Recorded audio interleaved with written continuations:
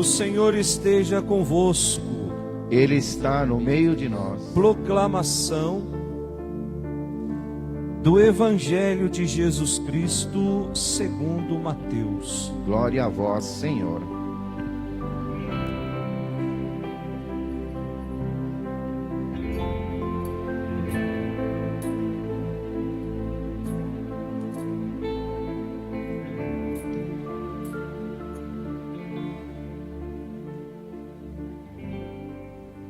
Naquele tempo, os 11 discípulos foram para a Galiléia, ao monte que Jesus lhes tinha indicado. Quando viram Jesus, prostraram-se diante dele.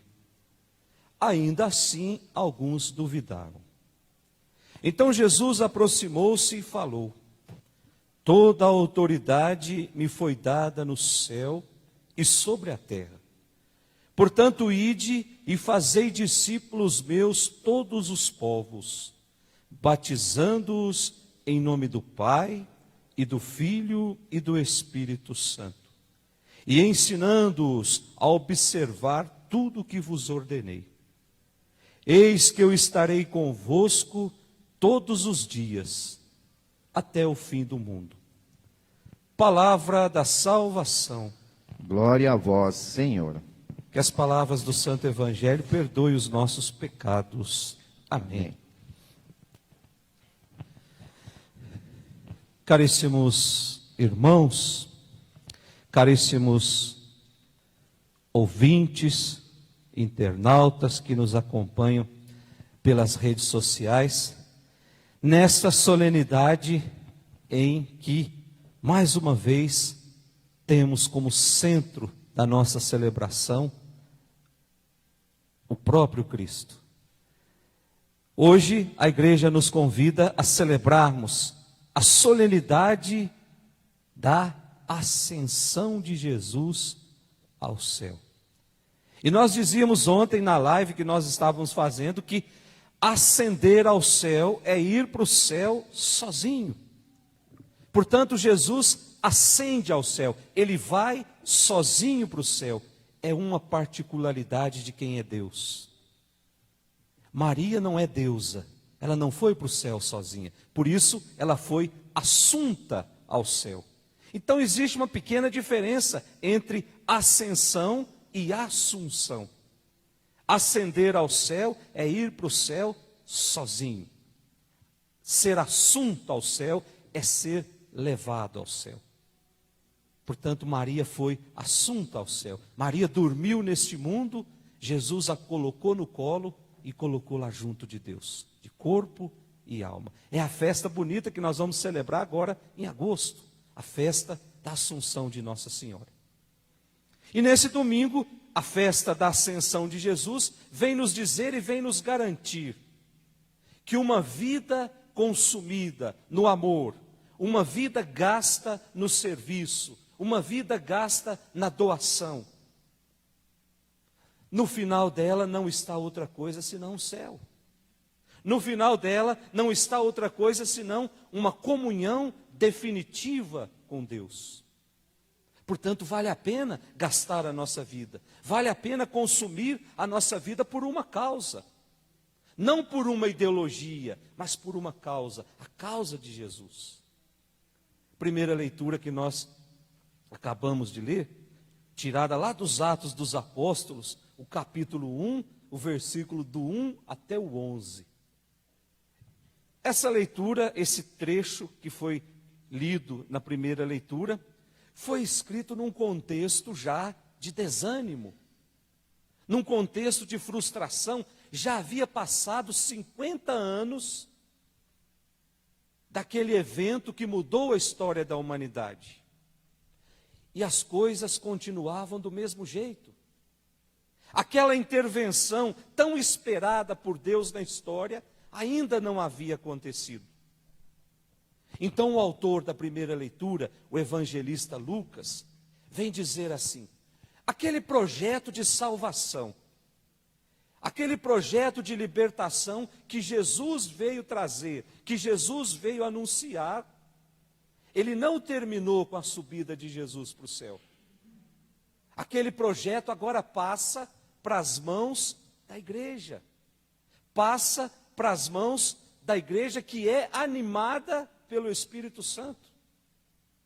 Para nos dizer assim que a construção do reino não é tarefa que já está terminada. Ela precisa se concretizar na história.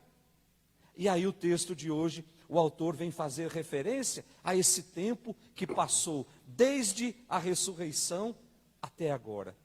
Mais precisamente 40 dias. É engraçado que nós temos a festa dos 50 dias depois da Páscoa, que é a festa de Pentecostes, que é uma festa judaica. Mas a festa de 40 dias, a igreja colocou olhando para a história do povo judeu. 40 dias na cultura judaica era o tempo suficiente que uma criança ficava junto com o mestre. Depois de 40 dias, ela podia sair reproduzindo tudo o que ela havia aprendido nessa escola de 40 dias.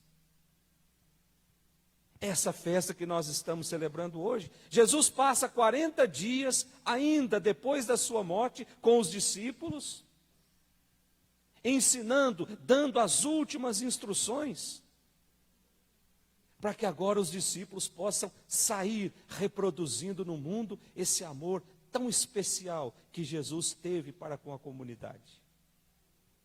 Portanto, meus irmãos, o sentido fundamental da festa de hoje, a ascensão, não é que nós fiquemos olhando para o céu, alienados, esperando a segunda vinda de Jesus de braços cruzados.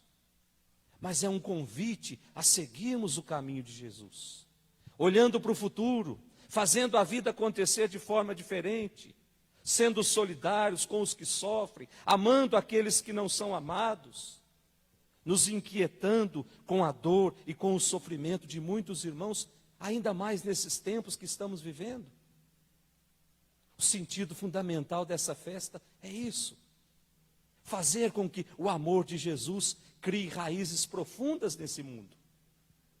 Depois, a nossa segunda leitura, a carta aos Efésios, também o capítulo 1 e o versículo do 17 até o 23, essa segunda leitura começa já com um texto de ação de graças, através do qual Paulo, que é o autor dessa segunda leitura, agradece a Deus pela fé daquela comunidade de Éfeso.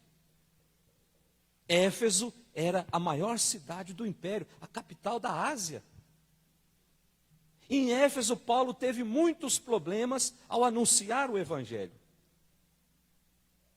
E um dos problemas foi aquela deusa Artemis, que Paulo anunciou Jesus, e todo mundo deixou de seguir aquela deusa e foi seguir a proposta de Paulo, que era o reino de Deus, deixou de movimentar o comércio da cidade, somente porque o comércio vivia em prol do culto dessa deusa.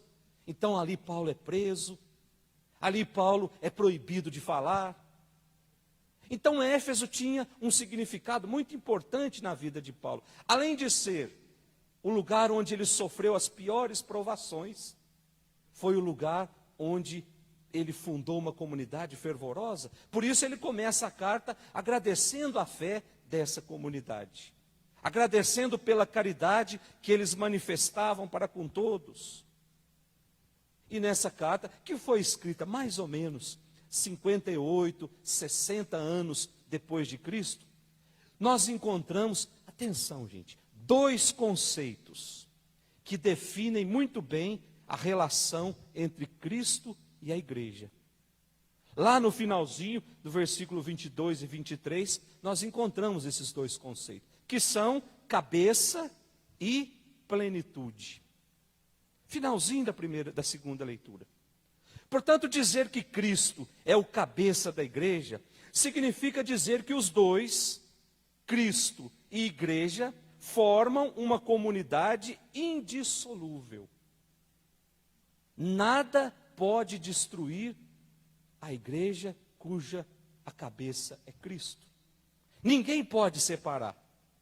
Há entre os dois uma comunhão total de vida. Dizer que Cristo é o cabeça da igreja Significa dizer que Cristo é o centro, à volta do qual o corpo se articula, a partir do qual o corpo cresce, o corpo se orienta. Significa dizer que a igreja, corpo de Cristo, está submetida à obediência a Cristo, que é a cabeça. Ou seja, nós só dependemos de Cristo. Nós não dependemos de mais ninguém. Nós só obedecemos a Cristo. Nós não obedecemos a mais ninguém. Isso é muito importante, ainda mais nesses tempos que nós estamos vivendo, em que cada um quer determinar o rumo da igreja. Se abre, se fecha, se dá comunhão na boca, se não dá, se põe máscara, se não põe. São Paulo está dizendo, nós dependemos de Cristo. Cristo nós obedecemos. A outros não. Porque a igreja tem um cabeça, e o cabeça desse corpo é o próprio Cristo. É Ele que determina e dita as regras desse corpo. É muito simples, gente. Quando alguém produz, quando alguém fabrica um carro, vem logo junto o manual de instrução. Então, só escreve naquele manual de instrução quem fez aquele objeto. Nós somos criados por Deus. Deus escreve o nosso destino. Não é nenhum político, não é nenhuma autoridade. Deus escreve o nosso destino. Porque foi Ele que nos criou. A chave do nosso futuro está nas mãos de Deus. Portanto, a igreja, ela é a plenitude de Cristo. É nela, é na igreja que reside Cristo na sua totalidade. Nós não temos Cristo pela metade, nós temos Cristo inteiro. É nela, é na igreja que Cristo se torna presente no mundo através do seu corpo, que é a igreja. E é através desse corpo, igreja, que Cristo continua todos os dias vindo ao encontro dos homens pela Eucaristia. Olha que coisa bonita, gente. São conceitos que aparentemente são complicados de entender. Mas é muito simples dizer que Cristo é o nosso cabeça e nós, o corpo, enquanto igreja, estamos submetidos a Ele. Portanto, dizer que nós fazemos parte do corpo de Cristo, que é a igreja, significa dizer que nós devemos viver numa comunhão total com Cristo, nos fazendo serviço uns aos outros, nos fazendo doação com os membros desse mesmo corpo. Mas nem sempre é assim que funciona, gente. Se nós olharmos à nossa volta, nós vamos perceber como essa igreja está dilacerada. Como já rasgaram o manto de Cristo em vários pedaços. Cada um querendo dizer que deve ser por esse caminho. E muitas vezes se esquecem de colocar o Cristo no centro. O Cristo, quando assume o centro da nossa igreja, da nossa comunidade, nós não temos outra opção senão seguir aquilo que Ele nos pede. E por fim, o nosso evangelho de hoje, o capítulo 28 do evangelho de São Mateus. Esse evangelho situa-se lá na Galileia, né? Os 11 discípulos foram para a Galileia, uma região muito próspera. Eu nunca fui lá na Terra Santa, mas quem já foi sabe disso. Uma região muito povoada, uma região em que existem judeus e existem pagãos. Hoje mais não. Então, judeus e pagãos habitavam esse lugar chamado Galileia. Todo mundo que morava na Galileia era chamado de Galileu. E esses eram hostilizados pelos judeus de Jerusalém, que eram muito mais radicais na observância da lei, na observância de certos hábitos, de costumes. Por isso, eles sempre diziam, da Galileia não pode sair nada de bom. Versículo 1, João capítulo 1, versículo 46. Pode vir alguma coisa da Galileia? Portanto, foi na Galileia que Jesus viveu quase toda a sua vida. Foi na Galileia que Jesus iniciou a sua vida pública. Foi na Galileia que Jesus reuniu o grupo dos 12. Foi na Galileia o primeiro milagre de Jesus. Portanto, será na Galileia o encontro final de Jesus com os seus discípulos. E diz o Evangelho que quando viram Jesus, todos se prostraram diante dele e o adoraram. O Evangelho de hoje. Mas o Evangelho diz, mesmo assim, alguns duvidavam. Isso é muito importante, gente. Depois de uma caminhada com Jesus, depois de experimentar a alegria que é seguir Jesus, depois de viverem os milagres de Jesus, diz o Evangelho que ainda assim alguns duvidaram. Para nos dizer que a fé não é uma certeza científica. Na fé existe a dúvida. Quem de nós, numa noite escura da vida, nunca duvidou da ação de Deus na nossa vida? Quem de nós, diante de uma dor e de um sofrimento, nunca duvidou da ação de Deus na nossa vida? Portanto, a fé, ela não é uma certeza científica. A fé é algo que eu vou construindo a partir da minha intimidade com Jesus. Jesus é o Senhor, é o Kyrios, que possui todo o poder, que possui toda a autoridade. Jesus é o Deus conosco, que nos acompanha passo a passo, alimentando a nossa caminhada com sua presença transformadora. Por isso Ele nos envia. Portanto, nós, como Igreja de Cristo, somos essencialmente uma comunidade missionária.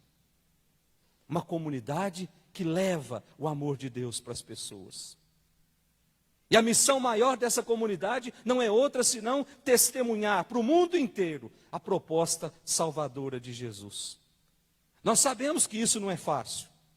É um grande desafio testemunhar Jesus nesse mundo de hoje. E aqueles que se mantêm fiéis, muitas vezes são hostilizados, são vítimas de deboches, de escárnio, de chacotas, de piadinhas sem graça. Mas é preciso levantar a cabeça. É preciso levantar a cabeça e seguir adiante, gritando com a nossa vida, que a verdadeira felicidade nós encontramos no amor, na doação. A verdadeira vida nós encontramos no perdão, nós encontramos no serviço, nós encontramos na entrega. E nos momentos de desafio da nossa vida, sempre recordar da última frase do Evangelho de hoje. Eis que eu estarei convosco todos os dias. Não são só nos dias felizes, todos os dias, até o final dos tempos. Portanto, Jesus está aqui conosco hoje. Jesus vai entrar no carro para ir para casa hoje conosco. Jesus vai sentar à mesa na hora do almoço. Jesus está aí na sua casa, sentado no sofá ao seu lado. Eis que eu estarei convosco todos os dias, até o final dos tempos. Como ainda não chegou o final dos tempos, nós acreditamos nessa certeza. Ele está aqui conosco. Ele caminha conosco. Ele é o nosso companheiro de caminhada. E essa certeza precisa ser maior do que o medo, do que a angústia, do que o desespero, do que o medo desse vírus que está infernizando as nossas famílias. A certeza de que Jesus está conosco deve ser maior do que tudo isso. Só assim nós vamos enfrentar os desafios da vida. Só assim a nossa cabeça vai permanecer erguida, porque Ele está governando a nossa igreja. E que o Espírito Santo, essa luz que vem do alto, nos explique todas essas palavras. Em nome do Pai, do Filho e do Espírito Santo. Amém. Regina Celi, letare, alleluia, quia quem meruisti portare, alleluia, resurrexit, sic dixit, alleluia,